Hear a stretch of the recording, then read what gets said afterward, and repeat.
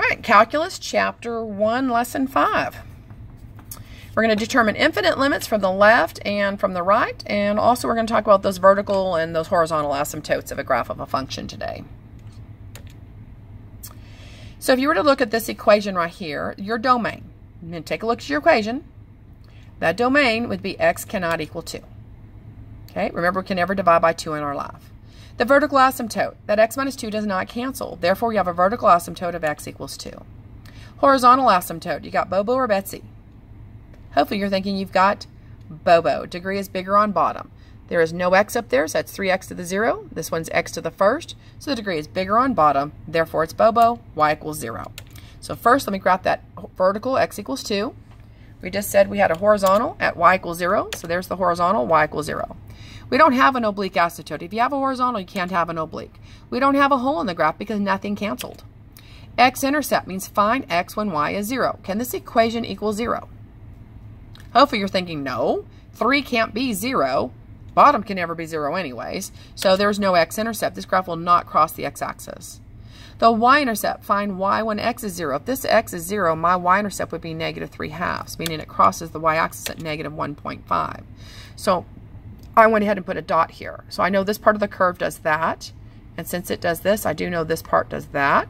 I could plug in 1, 2, 3 for x. If I plug in a 3 here, 3 minus 2 is 1. 3 divided by 1 would be 3. Goes to the point 1. I'm sorry, when x is 3, that y was 3. So if I was to ask you some limit questions, as x approaches 2 from the right. So the pin is going to be the line x equals 2. So here's the line x equals 2.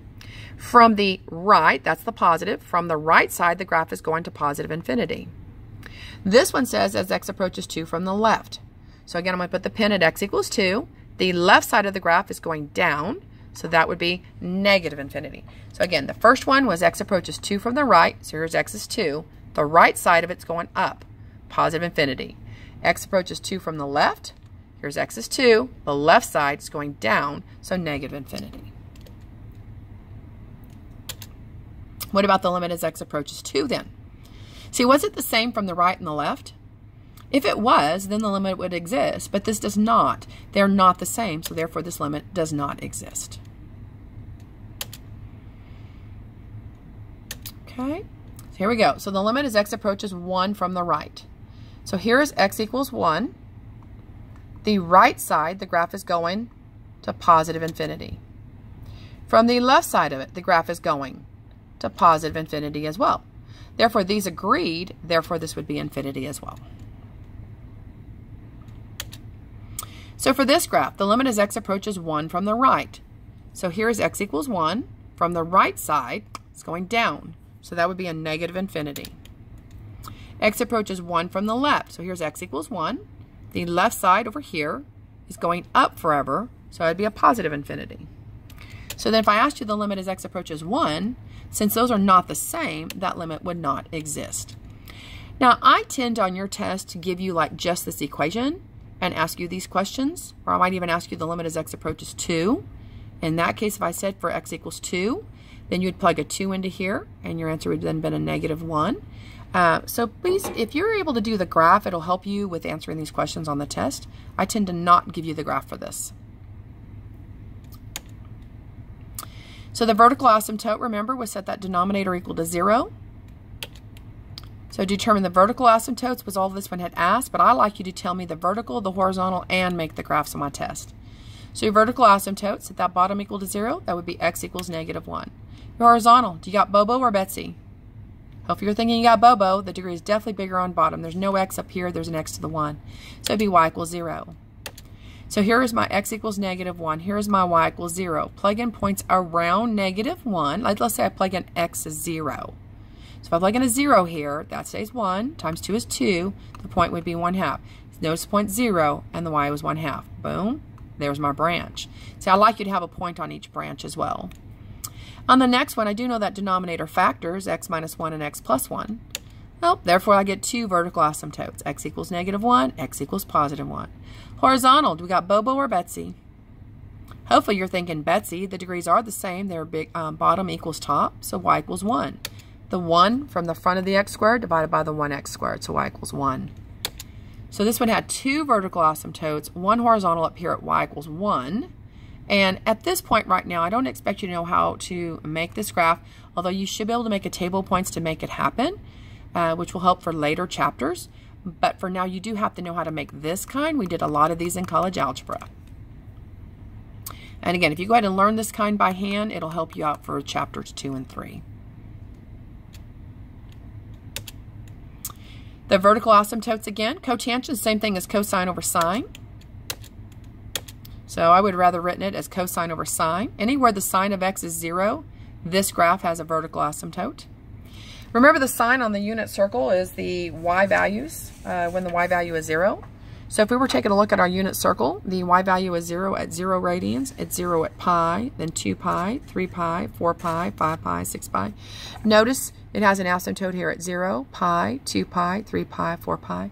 That's all those vertical asymptotes. So any integer times pi would be a vertical asymptote for a cotangent function of x.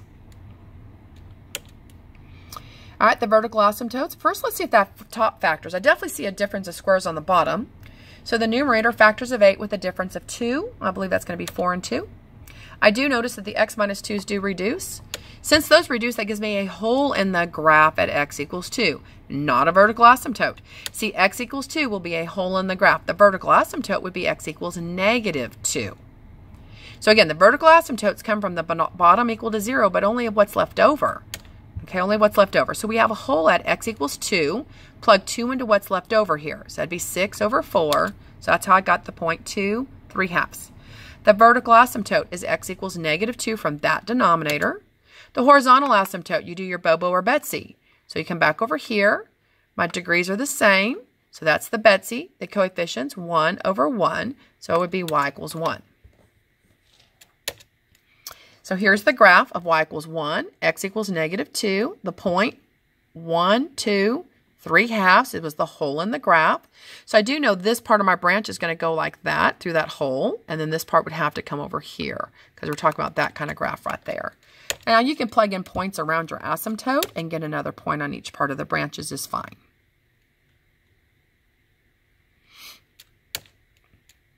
So the limit as x approaches negative 2 from the left. So here's x equals negative 2.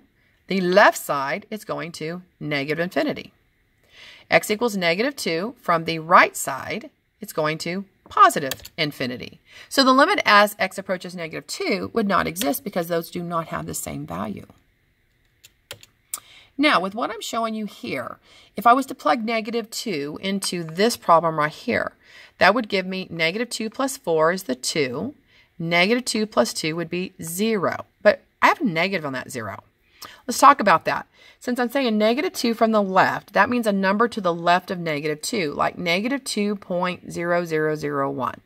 If I have negative 2.0001 plus 2, that's going to be a negative value, and we're going to call that a negative 0.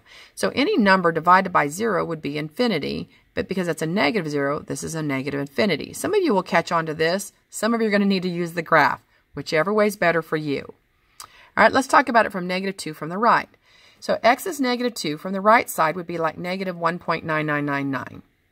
Negative 1.9999 plus 4, basically negative 2 plus 4 would be 2. Negative 2 plus 2 is 0, but I need to figure out if that 0 would be positive or negative.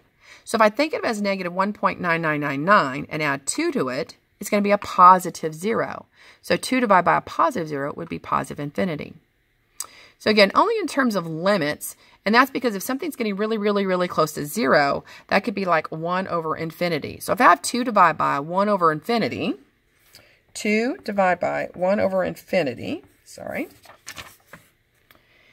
dividing fractions easy as pi, flip this one to multiply. See, that gives me infinity over 1 times the 2, which is still infinity. So you don't quite get that concept, please ask me in class. We'll have to continue this video in just a second. I need to conclude part 1.